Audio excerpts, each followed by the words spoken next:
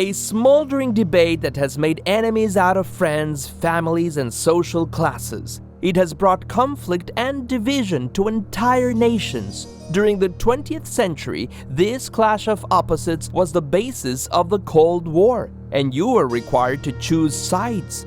Capitalism, championed by the United States on one side, or socialism, led by the Soviet Union on the other.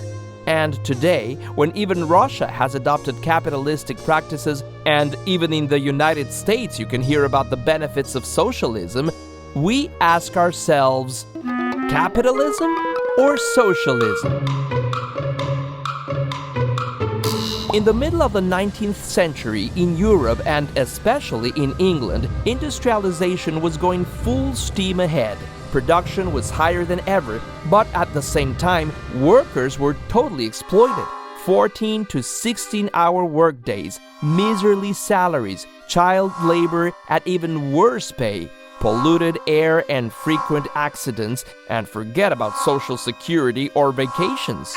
All these while the owners of the factories were getting rich without a care. Then, a German thinker called Karl Marx happened to wonder, how did we get into this? Marx had read Hegel, who postulated that everything progresses on the basis of the resolution of contradictions, and societies do too. Each stage in social development carries within itself the seeds of its own destruction and its transformation into the following stage. To Marx, civilization, at least in Europe, had gone through the following stages.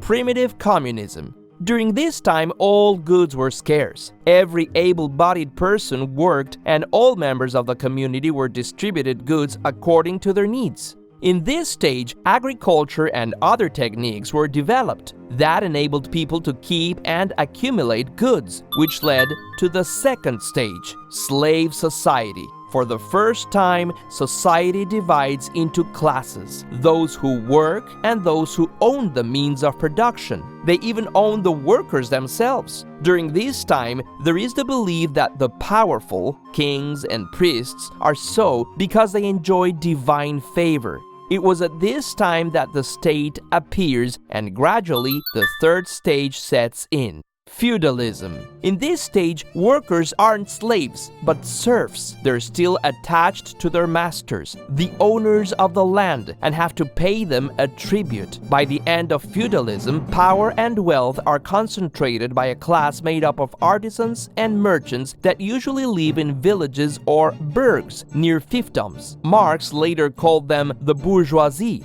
So these burghers start to partner and pool their money to create companies and finance bigger business ventures like risky voyages. These companies are called joint stock companies, and the money that is pooled in order to make it grow is called the capital. At the same time, the bourgeoisie supported the principles of freedom, democracy, and equality, which in time gave rise to great revolutions like the French Revolution, where the nobility and the clergy lost their power, or even their heads, and those who owned the capital took charge, the capitalists. Land, which was previously owned by the nobility or the communities, was now in private hands. The ideas of the illustration brought unprecedented industrial and technological progress, but many farmers and peasants were reduced to poverty and had to migrate to the cities to work in the factories. And this is how the fourth stage of civilization, capitalism, appears.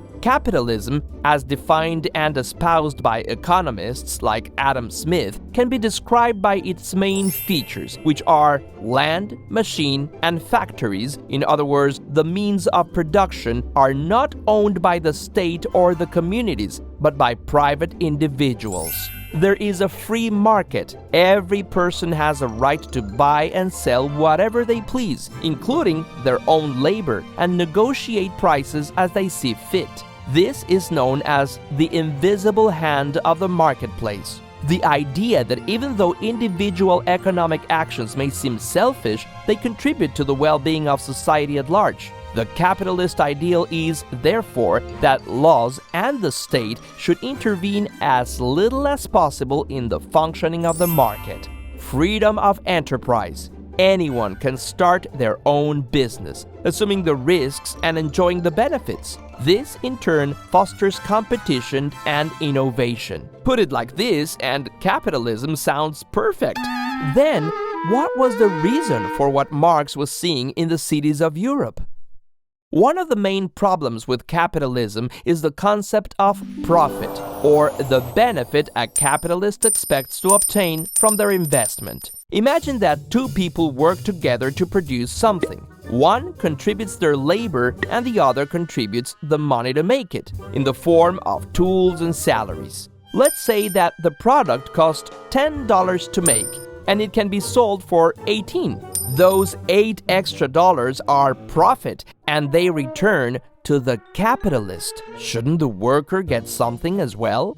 For Marx, the making of a profit is a form of theft, which contributes to the enrichment of capitalists and the impoverishment of workers, creating capital surpluses and also monopolies and oligarchies. Adam Smith would say, if a worker is not being paid enough, she is free to go look for something else. There is a labor market, and if there's a greater supply of jobs, this will make salaries grow. But it's also true that if there is a lot of people out of work, the demand for jobs will go up and salaries will go down. Does unemployment work to the advantage of capitalists?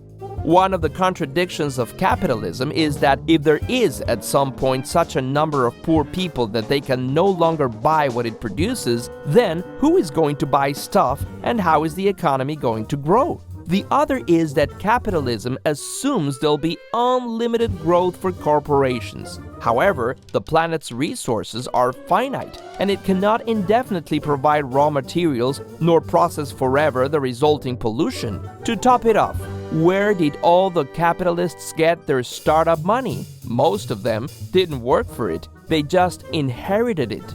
Marx thought that inheritances by themselves prove that fair competition is a fallacy. There are some who always start out with more resources than others. For Milton Friedman, the only system that could preserve freedom was capitalism, to which Marx would have countered, what freedom can there be for those who have nothing? Because of these, Karl Marx and Friedrich Engels concluded that capitalism was fundamentally unfair, and, just like all the previous systems, would inevitably have to change. But it wasn't going to change all by itself. Inspired by socialist-influenced struggles that had taken place before, they published the Communist Manifesto, which urges workers, called proletarians, to come together and fight to take power from capitalists. For them, the perfect society was a communist one. There wouldn't exist any social classes nor private property. To achieve the transition to communism, they believed that societies should go first through a stage called socialism. The most important features of socialism are social ownership of the means of production. In theory, the tools, land, and factories belong to society at large, which is supposed to be represented by the state. Economic planning, waste, excess, and pollution are avoided, ensuring that only what is needed is produced. State regulation. Economic activities, including prices, are regulated by the government in order to prevent abuse and exploitation. After interesting experiences like the Paris Commune of 1871, 40 years after Marx's death, socialism gets its first chance to prove itself. The Russian Revolution creates the Union of Soviet Socialist Republics, and other countries follow their example. How did it work out? Well, it had some serious issues. First of all, there was an enormous concentration of political power. Even though their leaders were called comrades, in practice they ran authoritarian regimes that, under the pretext of protecting the common good, stayed in power for life and caused unparalleled loss of freedom, repressing dissenters by jailing or murdering them. Additionally, because everything was planned and there were few incentives, innovation was mainly limited to those matters that interested the state. This still happens in countries like Cuba, where on one hand, healthcare and education are guaranteed, but on the other, there are food and housing shortages and almost no political freedom. So, if neither of these two systems is good, has humankind run out of options? Isn't there a way to have the freedoms offered by capitalism along with the equality offered by socialism? In the first place, not everything is black or white. Thanks to the solidarity of workers and their struggles, most countries today have systems that blend in various proportions a capitalistic economy with socialized components. In the Nordic model, for example, there is a free market and freedom of enterprise, but workers are strongly unionized and the state intervenes in wage negotiation, and even in the most capitalistic countries, the government is in charge of providing roads and public services, and to a greater or lesser extent, education and healthcare. And there is ongoing struggle to expand and improve these rights. Maybe if it wasn't for these kinds of socialist policies, today we wouldn't have 8-hour workdays, minimum wages, paid vacations, childcare, or social security. In the second place, in addition to these two conspicuous systems, there are other options. For example, anarchism. Anarchism advocates the abolition of the state and the elimination of all hierarchies and authoritarianism in order to work together on the basis of cooperation and mutual benefit. Actually, the original Soviets were egalitarian anarchist organizations before they were repressed and then absorbed by the state in the Soviet Union. In Catalonia and the rest of Spain, the anarchist movement was very vigorous, and they even ran factories collectively and democratically with mixed results until the international communist movement intervened to dismantle them and later Franco imposed fascism by force. If you're interested in this subject, you can read Emma Goldman's or Piotr Kropotkin's work, among other anarchist authors. But these are only European models. People have organized themselves in different ways at different times and places around the world. For example, the city of Tonatiuh in Anatolia, which dates from 9,000 years ago, had an economically and socially egalitarian organization where both men and women had the same rights. The indigenous peoples of the Americas have had different organizational schemes that include tequio, or community work, as well as collective decision-making. These ideas have been reintroduced in places like Charan, where all important decisions are made by consensus, or the Zapatista autonomous areas where the means of production are collectively run and decisions are made by a council of good government whose rotating members do not receive any salary. The country of Bhutan, which even thought it as a monarchy, has a Buddhist economy that emphasizes reciprocity and measures growth not by gross domestic product, but by gross national happiness. The autonomous region of Rojava in Syria practices a very particular version of democratic socialism where cooperatives, operated mainly by women, play an essential role.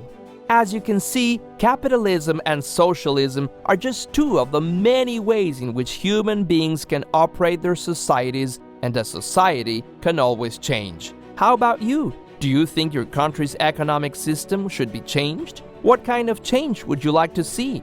Just curious. Please subscribe to our channel and visit our webpage at justcurious.com. Did you subscribe? I'll wait for you here. No, don't go watch another video without subscribing first. The red button that says subscribe. Yes, that one. Click it. Thank you.